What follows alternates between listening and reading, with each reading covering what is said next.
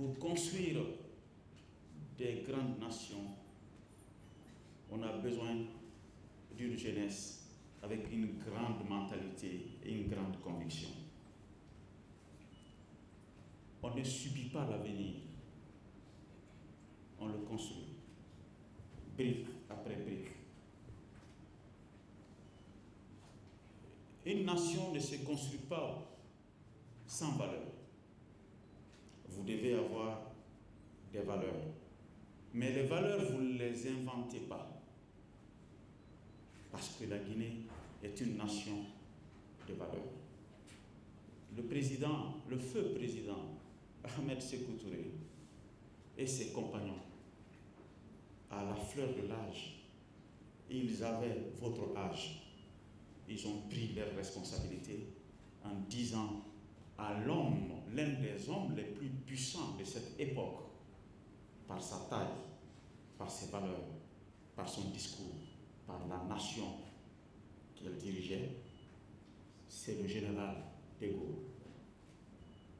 Ahmed Sékou Touré, Seyfoulaye Diallo, la liste est Barry Diawando, Diallo Tine, la liste est longue.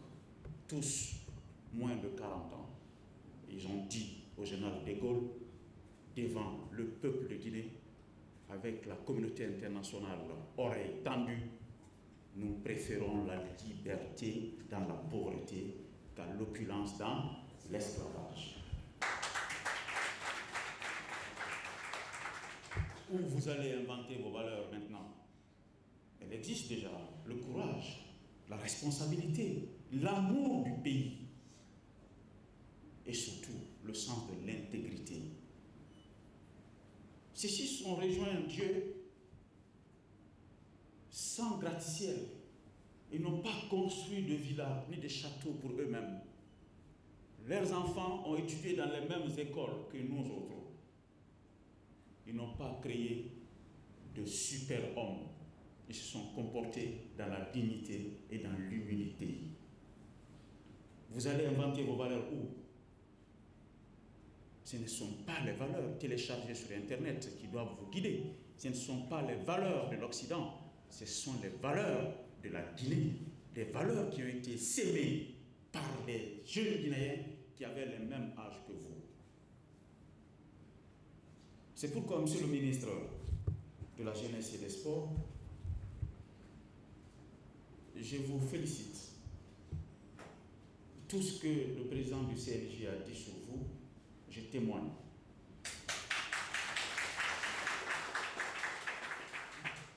Vous n'avez pas gagné le sommet par l'ascenseur. Vous avez gagné le sommet par les escaliers. Hier, militant d'un parti politique, pas le moindre dans notre pays, aujourd'hui homme d'État, qui apporte son soutien, son amour et son accompagnement à l'homme du 5 septembre, le général Mamadi Doumbouya. Chers jeunes, ces valeurs ne se décrètent pas, on l'incarne. On peut être opposé hier, aujourd'hui, ensemble, poser les jalons, les pierres d'une nation forte. Monsieur le ministre Béa Diallo, vous avez sémé une graine. La graine a germé. De cette graine, un arbre a poussé.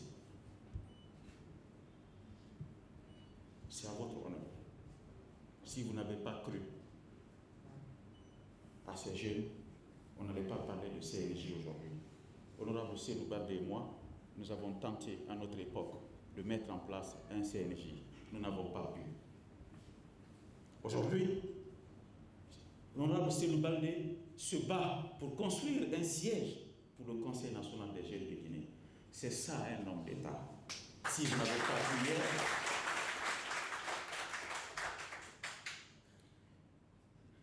chers jeunes de Guinée, nous sommes là réunis aujourd'hui ce matin parce que le contexte sociopolitique exige. l'obligation de redevabilité exige, parce que quand on est porteur d'un mandat, on a une obligation de rendre compte. Une assemblée générale, ce n'est pas seulement pour présenter un bilan, une assemblée générale, c'est pour mettre son mandat en jeu. Une assemblée générale est un moment de communication, c'est un moment d'introspection pour faire le bilan de ce qui s'est passé et projeter l'avenir avec sérénité. C'est aussi une obligation de rendre compte aux millions de jeunes Guinéens qui ont porté confiance à ce bureau, qui ont porté confiance à ce Conseil national de la jeunesse. C'est pourquoi vous ne devez pas être ici dans cette salle seulement pour écouter. Vous devez vous exprimer. Vous devez porter vos voix. Vous devez déclarer ce que vous avez le plus profond dans votre cœur et dans votre ressentiment. Parce que l'avenir ne se construit pas dans la compromission. L'avenir se construit dans l'action. Et vous avez l'énergie vitale, la force, la capacité et l'esprit critique de poser des actions et d'aller de l'avant. Ne faites pas de cette Assemblée générale un moment d'applaudissement. C'est aussi un moment de bilan et d'évaluation. Monsieur le ministre de la Jeunesse, vous et moi, nous savons que tout ça a été possible grâce à un homme d'État. Si l'homme politique se soucie des élections futures, l'homme d'État se soucie des générations futures. Le général Mamadi Doumbouya, j'entends souvent dans les discours, on dit « Monsieur Mamadi Doumbouya ». Je suis avec la jeunesse, j'ai une obligation de vous dire la vérité. Le titre de général ne se cache pas. Quand on est général, on est élevé à la dignité. On porte le titre de général à vie. Même dans la tombe, on est général. Le président de la République, son Excellence, le général Mamadi Doumbouya. Si j'ai été élevé à la dignité de grand officier par décret, on n'élève pas un général comme ça. Un général, c'est un parcours dans l'armée. C'est la sanction d'un ensemble d'actes de bravoure. C'est ça un général. C'est pourquoi je tiens à répéter, nous sommes réunis dans cette salle parce qu'il y a un homme de vision qui est à la tête de la Guinée, qui pense que lui jeune, son gouvernement jeune, son assemblée jeune, tout ce qui incarne aujourd'hui la crème de la responsabilité au niveau national, c'est la jeunesse. Il a placé confiance à la jeunesse et c'est pourquoi le CNJ devient un acteur incontournable de réflexion stratégique pour le pays et de développement de la Guinée dans tous les secteurs de la vie nationale. Monsieur le ministre de la Jeunesse, je suis à votre disposition. Hier, d'autres chefs d'État ont refusé à la jeunesse le droit de s'organiser. D'autres chefs du gouvernement ont empêché la jeunesse de s'organiser librement. Aujourd'hui, à la tête de la Guinée, un homme d'État qui permet à la jeunesse guinéenne de s'organiser, de contribuer, d'agir dans l'intérêt du peuple de Guinée. C'est pourquoi je vous demande d'applaudir Monsieur le Président de la République.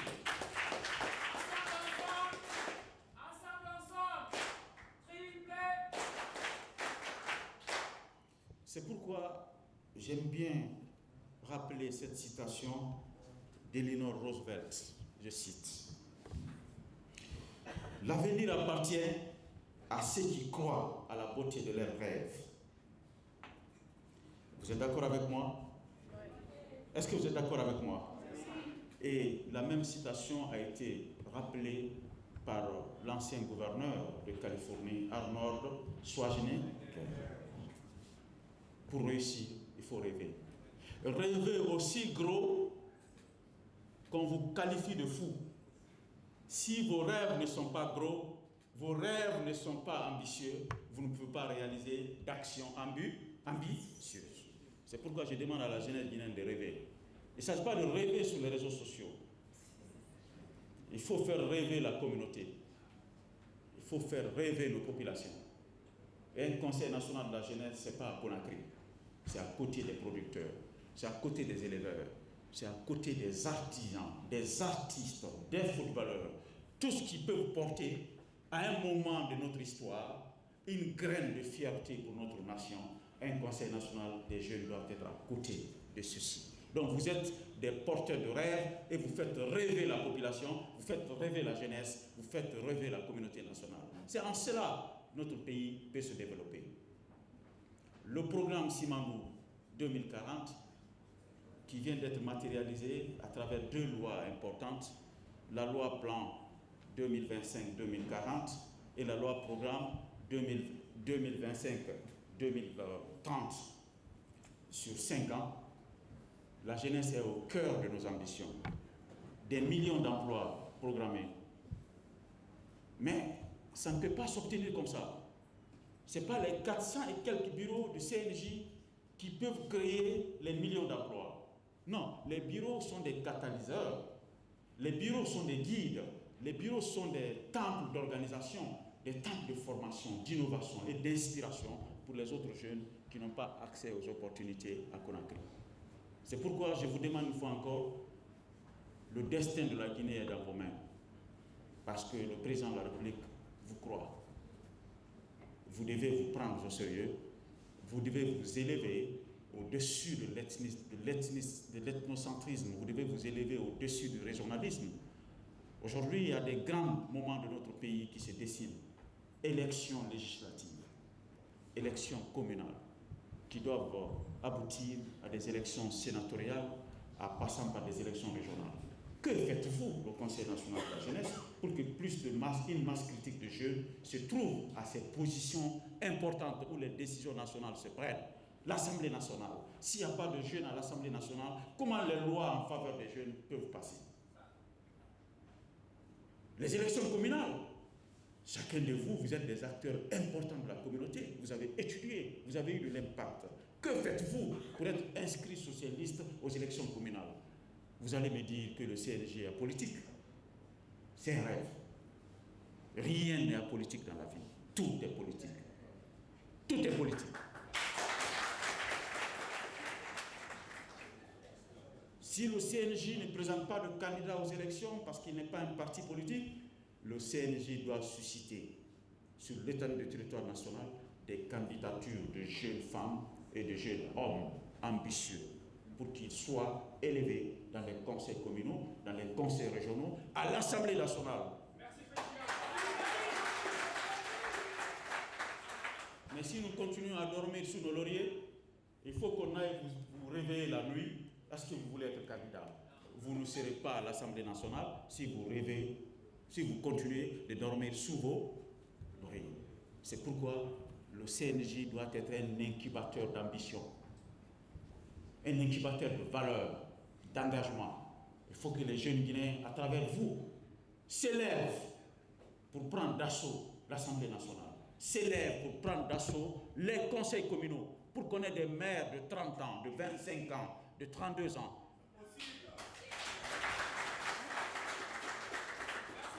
Si vous êtes 79% de la population guinéenne, vous êtes à peu près 60% de l'électorat. Qu'attendez-vous? J'ai eu l'occasion de diriger pendant 4 ans une assemblée nationale. Je suis médecin. J'ai appris à diagnostiquer, à soigner les maladies. C'est les ONG, c'est mes engagements, mon engagement à l'université, dans les ONG, dans la société civile, nationale et internationale, qui m'ont permis d'avoir l'orientation qu'il faut pour diriger un parlement. Vous êtes déjà inspiré, vous êtes déjà outillé. Il faut avoir de l'ambition et avoir les moyens de son ambition. À quoi ressemble un parlement où il n'y a pas de jeunes ambitieux? C'est comme un désert sans oasis. À quoi ressemble un conseil communal sans des jeunes diplômés de nos institutions d'enseignement supérieur, de nos institutions d'enseignement technique et professionnel? Mon discours de ce matin, c'est de booster votre orgueil pour que vous, les jeunes qui vous croient, dans les 33 préfectures et dans les communes de Conakry, de Kassa jusqu'à Piné, vous vous réveillez, que le CNJ soit la main qui soutient l'ambition et l'engagement des jeunes pour occuper des sièges dans les conseils communaux, dans les conseils régionaux et à l'Assemblée nationale.